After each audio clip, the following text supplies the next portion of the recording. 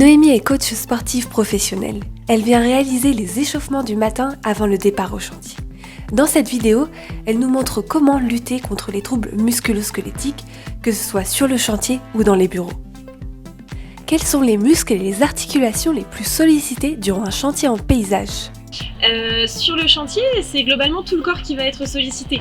Autant le tronc avec bas et haut du dos, la cage thoracique qui va avoir tendance à être un petit peu renfermée, que les membres supérieurs, que les membres inférieurs. Donc globalement tout le corps.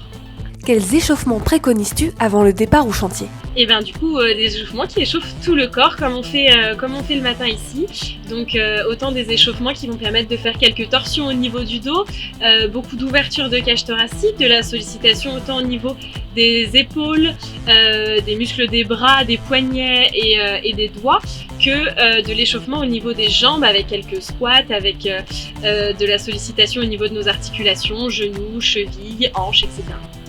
Est-il nécessaire de s'étirer après le chantier ? Disons que c'est idéal pour toute population, pour tout le monde, quelle que soit finalement son activité et son activité physique. Les étirements sont légèrement négligés, donc garder l'amplitude de tous nos muscles est indispensable pour être en forme longtemps et garder toute sa mobilité le plus longtemps possible.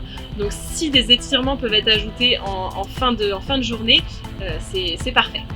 Le personnel de bureau est aussi concerné par les troubles musculo-squelettiques. Quelles vont être alors les différences dans la prévention des risques et les mouvements à effectuer chaque jour ? Les collaborateurs qui sont sédentaires, ceux qui vont être du coup assis une grande partie de la journée, sont aussi sujets aux troubles musculo-squelettiques de façon différente. On va peut-être plus échauffer le dos pour l'activer, pour essayer de se tenir le plus droit possible tout au long de la journée. Les épaules, voire les poignets qui sont sollicités par la souris, le clavier toute la journée. Ce qui va être souhaitable également pour les collaborateurs qui sont sédentaires, donc assis la journée, c'est de se lever le plus possible et c'est d'activer ses muscles puisque le corps est fait pour bouger, pour se mouvoir. Donc de rester statique toute la journée, c'est pas forcément très bon pour la santé, donc de bouger et surtout de marcher un petit peu dans la journée, ce serait parfait. Quelles astuces pourrais-tu donner aux salariés du groupe J.Richard pour anticiper les potentiels accidents du travail au quotidien ?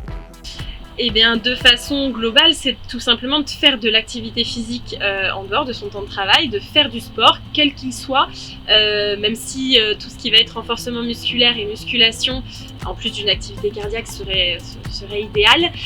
Déjà, faire n'importe quelle activité physique, même si c'est du tennis, du vélo, de la course à pied, toute activité physique est bonne à prendre. Ça permet de renforcer tout simplement son corps et donc d'être plus fort que ce que l'activité professionnelle va nous demander de réaliser.